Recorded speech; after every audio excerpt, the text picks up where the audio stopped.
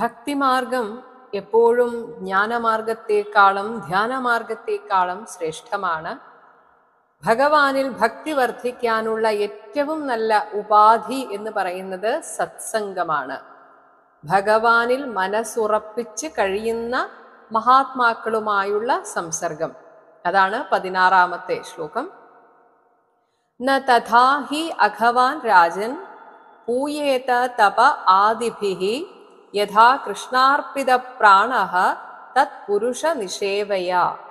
ഹേ രാജൻ, രാജാവേ, അഘവാൻ പാപമുള്ള ഒരാൾ തത് പുരുഷ നിഷേവയാ ഭഗവാനിൽ മനസ്സുറപ്പിച്ചു വെച്ച ആ ഭക്തന്മാരുടെ സേവനം കൊണ്ട് കൃഷ്ണാർപ്പിത പ്രാണഃ ഭഗവാൻ കൃഷ്ണനിൽ സമർപ്പിക്കപ്പെട്ട മനോവൃത്തിയോടുകൂടിയവനായി ഭവിച്ച് യഥാ പൂയേത എപ്രകാരം വിശുദ്ധനാകുമോ തഥാ അപ്രകാരം തപ ആദിഭിഃ തപശ്ചര്യാദികളാൽ നഹി ആവുകയില്ല. ഭക്തിമാർഗത്തിന്റെ ശ്രേഷ്ഠതയെ ആണ് വീണ്ടും വീണ്ടും പറയുന്നത്. ഭാഗവതോത്തമന്മാരുമായുള്ള സംസർഗം കൊണ്ട് ഭഗവാൻ കൃഷ്ണനിൽ ഭക്തി ഉറച്ച് സർവവും ഭഗവാനിൽ സമർപ്പിച്ചവന്റെ പാപങ്ങളെല്ലാം വളരെ വേഗത്തിൽ നശിച്ചു പോകുന്നു. അതേസമയം ഈ ഒരു വേഗത തപസ് മുതലായവ അനുഷ്ഠിക്കുന്നത് കൊണ്ടുപോലും സാധിക്കുന്നതല്ല. ഇത്രയും ശുദ്ധി കൈവരിക്കാൻ സാധിക്കുകയില്ല. ഈ ഭക്തി മാർഗത്തിന്റെ ഒരു പ്രത്യേകത എന്ന് വെച്ചാൽ അതിന് പ്രത്യേകം ഒരു സമയമില്ല, സന്ദർഭമില്ല. സദാ ഭഗവാനിൽ മനസ്സുറപ്പിച്ചാൽ മാത്രം മതി. അതുകൊണ്ട് ഒരിക്കലും എനിക്ക് ഈ ആധ്യാത്മിക വഴിയിൽ പോകാൻ സമയമില്ല എന്ന് മാത്രം പറയരുത്. അങ്ങനെ പറയുന്നുണ്ടെങ്കിൽ അവർക്കതിന് ആത്മാർത്ഥതയില്ല, അതിനുള്ള താല്പര്യമില്ല എന്ന് മാത്രമേ അർത്ഥമുള്ളൂ. കാരണം ഭക്തിമാർഗത്തിന്, കർമ്മമാർഗത്തിന് ഒരു സമയവും ആവശ്യമില്ല. സദാ ഭഗവാനെ സ്മരിക്കാവുന്നതാണ്. അതാണ് 17-ാമത്തെ ശ്ലോകം. സധ്രീചീനോ ഹി അയം ലോകേ പന്ഥാഃ ക്ഷേമഃ അകുതോ ഭയഃ സുശീലാഃ സാധവോ യത്ര നാരായണ പരായണാഃ.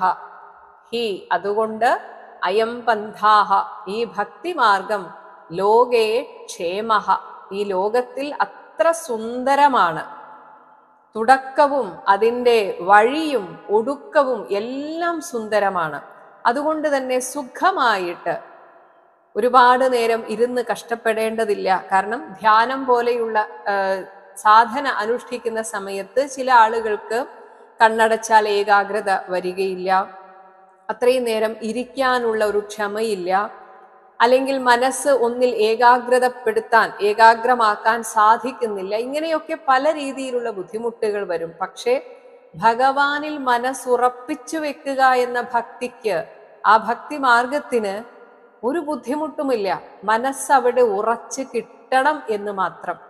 അങ്ങനെ കിട്ടിക്കഴിഞ്ഞാൽ ഇത്രയും സുഖകരമായിട്ടുള്ളൊരു വഴി വേറെയില്ല.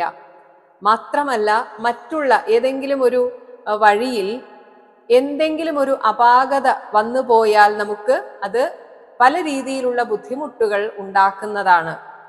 ഉദാഹരണത്തിന്, ഒരു ഗുരുവിന്റെ ശിക്ഷണത്തിലല്ലാതെ പ്രാണായാമം പോലെയുള്ളവ തെറ്റായ രീതിയിൽ ചെയ്താൽ അത് സ്വന്തം മാനസിക നിലയെ തന്നെ തകരാറിലാക്കിയേക്കും.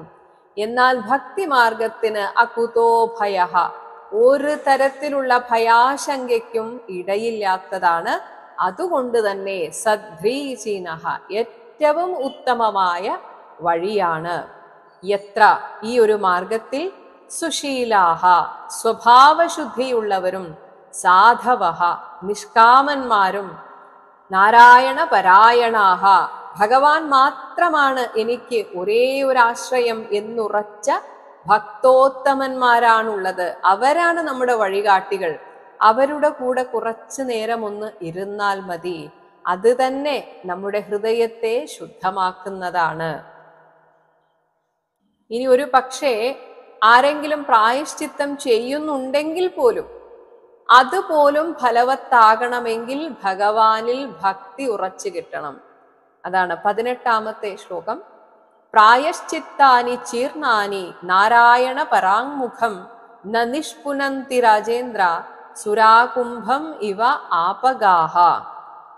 ഹേ രാജേന്ദ്ര, ചീർണാനി നിറവേറ്റപ്പെട്ട പ്രായശ്ചിത്താനി പാപത്തിൽ നിന്ന് മുക്തി നേടാൻ നമ്മൾ ചെയ്യുന്ന കർമ്മങ്ങൾ നാരായണ പരാങ്മുഖം ഭഗവാനിൽ സമർപ്പിച്ചിട്ടല്ലാതെയാണ് ചെയ്യുന്നതെങ്കിൽ ആപഗാഹ സുരാകുംഭം ഇവ നദികൾ, അതായത് ഒരു നദിയിലെ മുഴുവൻ വെള്ളം എടുത്തിട്ട് ഒരു സുരാകുംഭം മദ്യം നിറച്ചിരുന്ന കുടത്തെ എങ്ങനെയൊക്കെ കഴുകിയാലും അതിൻ്റെ ആ ഒരു ഗുണം അല്ലെങ്കിൽ ആ മണം അത് അവിടെ നിൽക്കും എന്നതുപോലെ ഇവ നനിഷ്പുനന്തി, അവരെ നിശേഷം ശുദ്ധീകരിക്കുന്നതല്ല. ഭക്തി ഇല്ലാതെ ചെയ്യുന്ന പ്രായശ്ചിത്തം പോലും പൂർണ്ണതയെത്തുന്നതല്ല. അതേസമയം ഭക്തി ഒന്നുകൊണ്ട് മാത്രം നമ്മളെ ശുദ്ധീകരിക്കാൻ സാധിക്കുന്നതാണ്.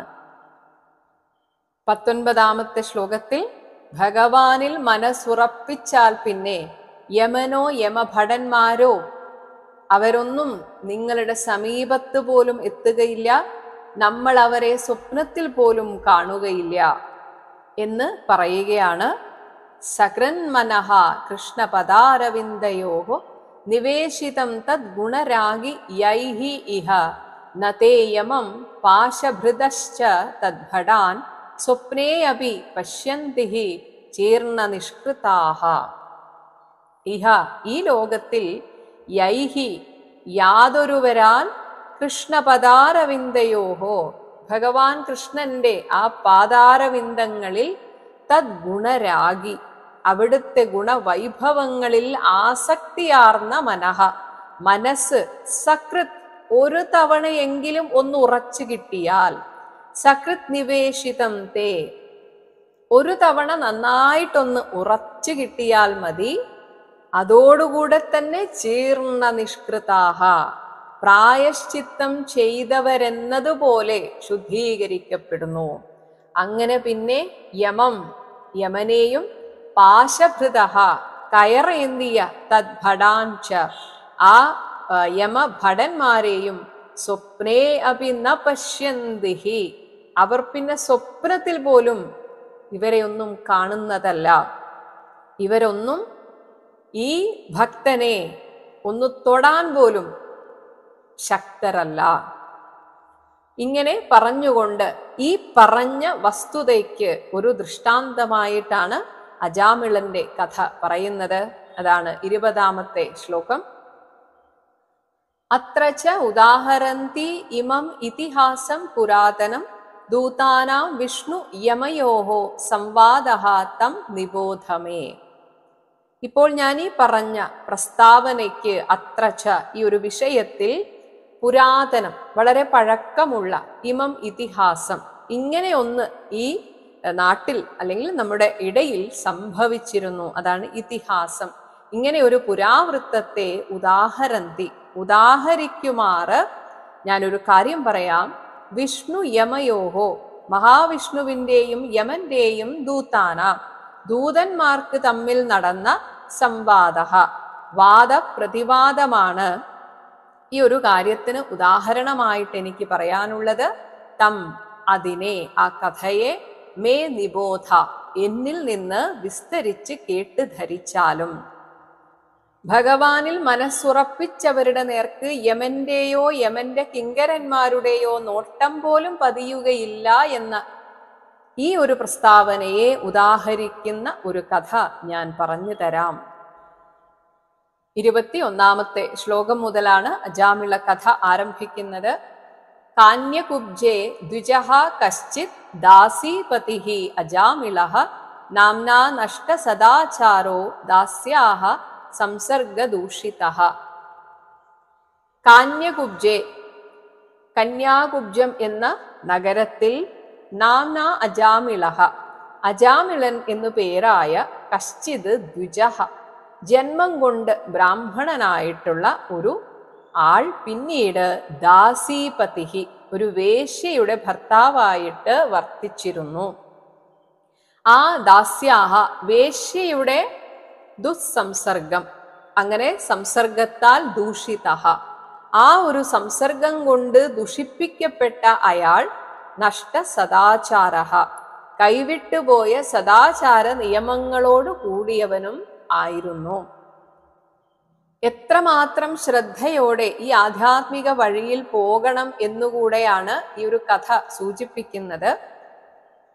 സാഹചര്യം കൊണ്ട് ആ ബ്രാഹ്മണ കുലത്തിൽ ജനിച്ചിട്ടും, ജന്മം കൊണ്ട് ബ്രാഹ്മണ കുലത്തിൽ ജനിച്ചു, ആദ്യമൊക്കെ ബ്രാഹ്മണ നിഷ്ഠയോടുകൂടെ തന്നെ ജീവിച്ചു. എന്നിട്ടും ഒരു സമയം അദ്ദേഹത്തിന്റെ മനസ്സ് മാറിപ്പോയി.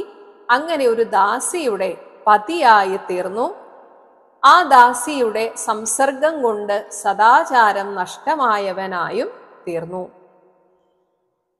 ഈ ദാസിയെയും ദാസിയിൽ ജനിച്ച മക്കളെയും തീറ്റിപ്പോറ്റാൻ വേണ്ടി തൻ്റെ ശ്രേഷ്ഠമായ കുല ആചാരത്തെയൊക്കെ വിട്ടിട്ട് അത്രയും ദുർമാർഗത്തെ സ്വീകരിച്ചു എന്നാണ് 22-ാമത്തെ ശ്ലോകത്തിൽ പറയുന്നത്. ബന്ദി അക്ഷ കൈതവൈഹി ചൗര്യൈഹി ഗർഹിതാം വൃത്തിം ആസ്ഥിതഃ ബിഭ്രത് കുടുംബം അശുചിഹി യാതയാമാസ ദേഹിനഃ. ബന്ദി അക്ഷ കൈതവൈഹി, ആ വഴി പോകുന്ന യാത്രക്കാരെ തടഞ്ഞു കൊള്ളയടിക്കുക, ചൂത് കളിക്കുക, കള്ളം പറഞ്ഞ് പണം തട്ടിയെടുക്കുക, ഇനി അല്ലാതെ തന്നെ ചൗര്യൈഹി മോഷണം നടത്തുക. ഇങ്ങനെ ഗർഹിതാം വൃത്തിം, അത്രയും നിന്ദിതമായ വൃത്തി, ജീവന ഉപായത്തെ ആസ്ഥിതഃ അവലംബിച്ചുകൊണ്ട്, അശുചിഹി ഒട്ടും ജീവിതശുദ്ധി ഇല്ലാതെയായ ആ അജാമിളൻ, കുടുംബം ബിഭ്രത് തൻ്റെ കുടുംബത്തെ തീറ്റിപ്പൂറ്റിക്കൊണ്ട്, അതേസമയം മറ്റുള്ള ജനങ്ങളെ ദേഹിനഃ യാതയാമാസ വല്ലാതെ ശല്യപ്പെടുത്തിക്കൊണ്ടിരുന്നു. ആളുകൾക്ക് ദ്രോഹം ചെയ്തുകൊണ്ടാണ് തൻ്റെ കുടുംബത്തെ അജാമിളൻ തീറ്റിപ്പോറ്റിയത്. ഇങ്ങനെ ഏകദേശം 88 വയസ്സുവരെ അജാമിളൻ അങ്ങനെ ജീവിച്ചു പോന്നു എന്ന് 23-ാമത്തെ ശ്ലോകത്തിൽ പറയുന്നു. ഏവം നിവസതഃ തസ്യ ലാളയാനസ്യ തത്സുതാൻ കാലഃ അത്യഗാത് മഹാൻ രാജൻ 88 ആയുഷഃ സമാഹ. ഏവം ഇപ്രകാരം തത്സുതാൻ ആ ദാസിയിൽ ജനിച്ച മക്കളെയൊക്കെ ലാളയാനസ്യ ലാളിച്ചുകൊണ്ട്, തസ്യ നിവസതഃ അവൻ അങ്ങനെ വസിച്ചുകൊണ്ടിരിക്കെ, ഹേ രാജൻ, ആയുഷഃ 88 ആയുസ്സിന്റെ 88 സമാഹ വർഷങ്ങളോളം വരുന്ന മഹാൻ കാലഹ, അതായത് ഭഗവാനിൽ ഭക്തി വർദ്ധിപ്പിച്ച് സാധന ചെയ്യേണ്ട ഏറ്റവും സുന്ദരമായ ആ കാലം, അതങ്ങനെ അങ്ങ് അത്യഗാത് കഴിഞ്ഞുപോയി. 88 വയസ്സുവരെ ആ ദാസിയുടെ ഭർത്താവായിട്ട് അവളുടെ മക്കളെയൊക്കെ പോറ്റി അങ്ങനെ കഴിഞ്ഞുപോയി ഈ അജാമിളൻ. ഇങ്ങനെ തൻ്റെ മക്കളെ ലാളിച്ചുകൊണ്ടിരിക്കവേ 10 മക്കളിൽ ഏറ്റവും ഇളയവന് നാരായണൻ എന്നായിരുന്നു പേരിട്ടത്. 24-ാമത്തെ ശ്ലോകം. തസ്യ പ്രവയസഃ പുത്രാഃ ദശ തേഷാം തു യോ അവമഃ ബാലോ നാരായണോ നാംന പിത്രോഹോ ച ദയിതോ ഭൃശം. പ്രവയസഃ ഇങ്ങനെ പ്രായാധിക്യമായി കഴിഞ്ഞ തസ്യ ആ അജാമിളന് ദശപുത്രാഹ 10 മക്കളാണ് ഉണ്ടായിരുന്നത്. തേഷാം തു അവരിൽ വെച്ച് യഹ അവമഹ യാതൊരുവൻ ഏറ്റവും ഇളയവനായിരുന്നുവോ, സഹ അവൻ കൂട്ടത്തിൽ കൊച്ചുകുട്ടിയാണ്, ബാലഹ നാംന നാരായണഃ അവന് എന്തോ ഒരു പൂർവ ജന്മ സുഹൃതത്താൽ നാരായണൻ എന്നാണ് പേരിട്ടത്. മാത്രമല്ല ആ നാരായണൻ എന്ന് പേരുള്ള ആ കുട്ടി പിത്രോഹോ ഈ അച്ഛനും അമ്മയ്ക്കും ഭൃശം ദയിതഃ ച ഏറ്റവും ഇഷ്ടപ്പെട്ടവനും ആയിരുന്നു. ആ ദാസിയിൽ 10 മക്കളാണ് അജാമിളന് ഉണ്ടായിരുന്നത്. അതിൽ ഒടുവിലത്തെ കൊച്ചുകുട്ടിയായ ആ മകന്റെ പേരാണ് നാരായണൻ. അവനാകട്ടെ ഈ അച്ഛനും അമ്മയ്ക്കും അത്രയും പ്രിയപ്പെട്ടവനും ആയിരുന്നു.